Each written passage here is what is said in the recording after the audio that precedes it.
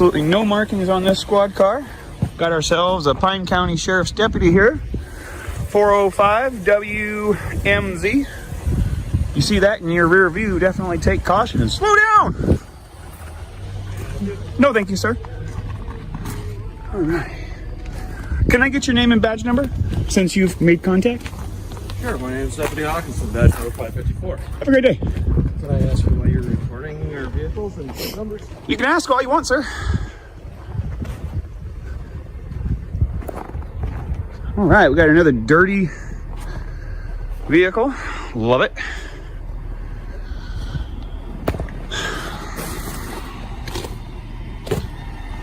All right. Let's take a look at something here. Alright guys, buckle up because this isn't just another encounter. This is a full-blown constitutional showdown unfolding in real time. The scene ignites in a public parking lot where a citizen calmly records police vehicles, exercising his First Amendment without fear or hesitation. Within moments, a Pine County Sheriff's deputy steps in, questioning him, probing him, and quickly shifting from curiosity to control. Like the demand for identification comes fast when I indicate doesn't. But there's one problem. No crime has been articulated. What begins as a simple recording session transforms into a pressure test of power, authority, and the unshakable strength of knowing your rights. As we all know, you have to establish privacy. Let's check out the zoom features on this camera. Hey, sir. No, you can't be zooming. Absolutely, I can, sir. Hey, whoa, do not touch me. You cannot. You cannot touch me. You cannot be. Sir, it is available and viewable from public. You cannot Sir, be recording. It is viewable from the public. You cannot interfere with me. Yes. You cannot interfere with me. Be recording inside the vehicles with okay, let's take it down a step. Let's take it down a step. Okay, at this point, I am going to ask for your identification. My ID? Why? Am I being detained? Do you want to start me a call? Hold on. The office? Am I being detained? A gentleman here trying to record inside squad. Day 2. Yes. And why am I being detained? Now, because, like I just told you, you're recording. Is that a crime? Is that a crime? Data privacy laws? No, sir. You are required to create your own privacy. I am not required to do your privacy for you. How you doing, sir? What's your name and badge number? Investigator Nygaard.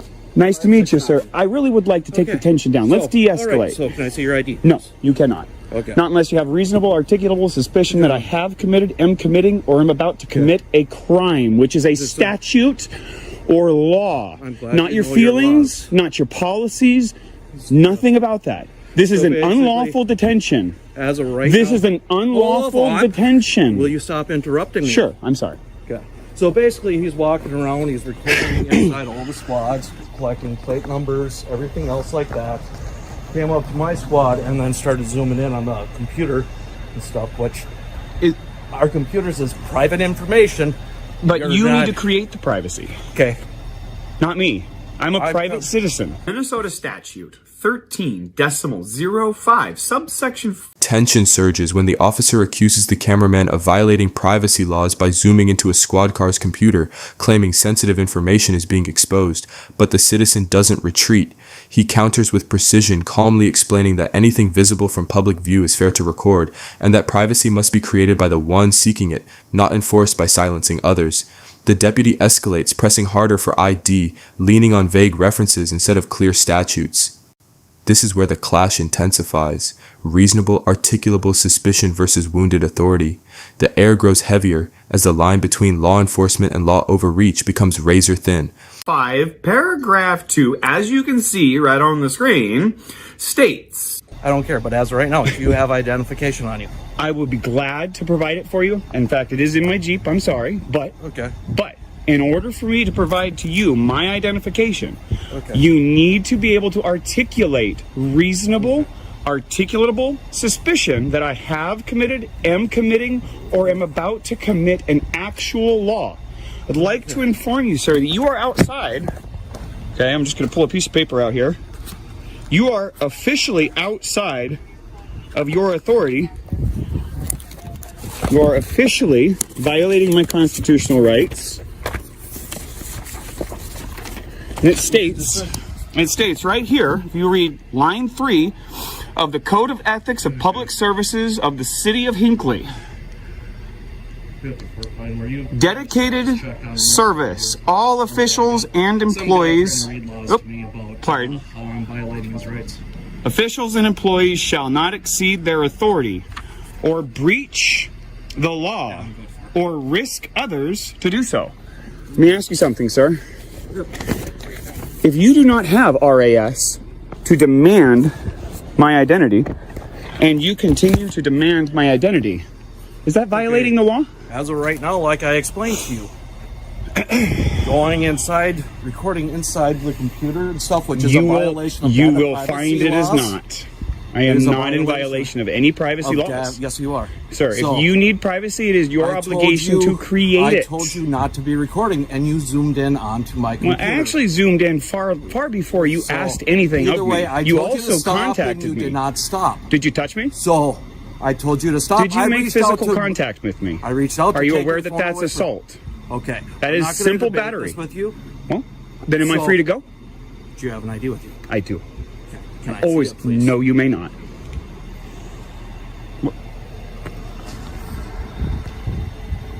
From this point forward, I will observe my right to remain silent. Then the encounter takes a sharper turn. Physical contact is made, and the word assault cuts through the tension like a blade. The cameraman immediately asserts his right to remain silent and demands a lawful explanation. Am I being detained, and for what specific crime? Instead of clarity, he receives resistance. Instead of answers, he gets repetition. A supervisor is summoned, yet the hunger for identification doesn't fade. It intensifies, almost obsessive in nature. The repeated question, "Am I free to go?" echoes like a hammer striking steel, exposing the fragile foundation beneath the badge. I have nothing further to say to you without a lawyer present. That's fine. I'll just get a hold of my supervisor and I'll see what. Maybe he'll Otherwise- educate you. Do you really have to be so rude? When my rights were violated and I was assaulted by somebody who was sworn to uphold my constitutional rights, I get pretty upset, sir. I'm so sorry to hear that. I'm sorry to hear that you don't know my rights or care about my rights, and you want to try and use tools of intimidation to take my rights away from me. I'm not going to have it. Take any rights away from Are you demanding my ID? I am asking you for. Am I free to go? Just hang on, real Am I free to go? I said hang on. Am real I quick. being detained? I already answered that question for you. And what crime do you suspect of me to be committing? Have committed or am about to commit?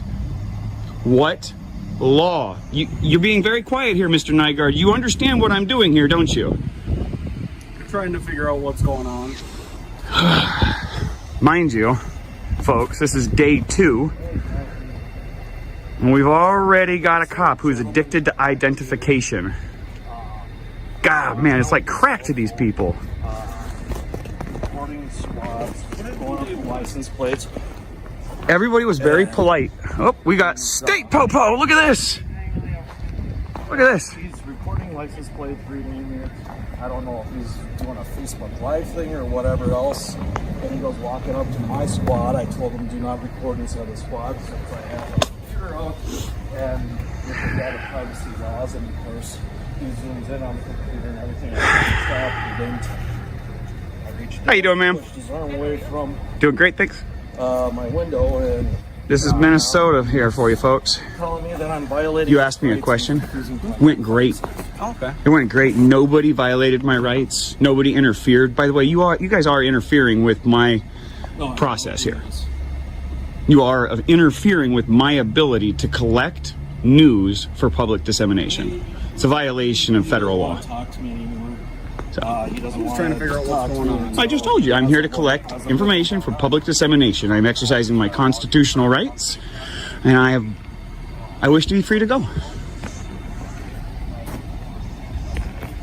Day 2 erupts with even more authority on scene, as additional officers surround a man armed with nothing but a camera and constitutional knowledge. He makes it crystal clear that he's gathering information for public dissemination, engaging in lawful observation from a public space. Yet the intimidation tactics continue. Accusations, interruptions, and the declaration of a Terry stop that he calmly labels unlawful for the record. Despite the pressure, he remains composed, unwavering, and methodical. This is no longer a casual stop. It's a battle over who defines the boundaries of freedom in a public space. Would you mind giving me your name and badge number? Supervised and Associate Patrol 123. You're 123? Yep. Oh. That's actually my former license number for my profession. From California, license 123 is funny. Ironic and... Number.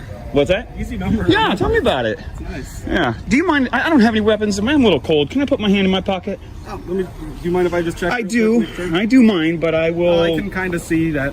I know that I'm under a Terry stop here right now. You're fine. Yeah. I know I'm on a Terry stop, and I know that gives you the right to pat me down, so... By the way, it's an unlawful Terry stop. Just so you know. For the record.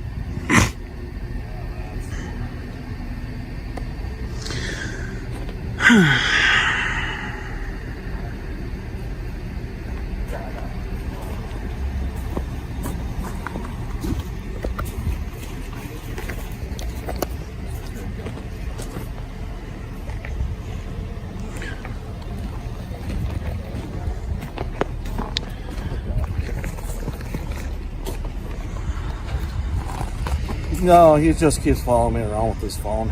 I'm in That's public, about sir. it. So, C. Hawkinson, tyrant, in charge.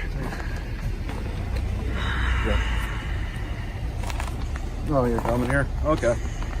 All right, yeah, if you want to talk with him and deal with it, that'll be great. I wish to be free to go. Well, if you want to leave, I wish to be Then- free from your detention, sir. okay, well, then you can leave our parking lot. Finally, a supervisor steps forward, and the momentum shifts as the reality of the situation becomes undeniable. The statement that he is free to leave cracks the entire narrative wide open, because if someone is free to leave, they were never lawfully detained to begin with.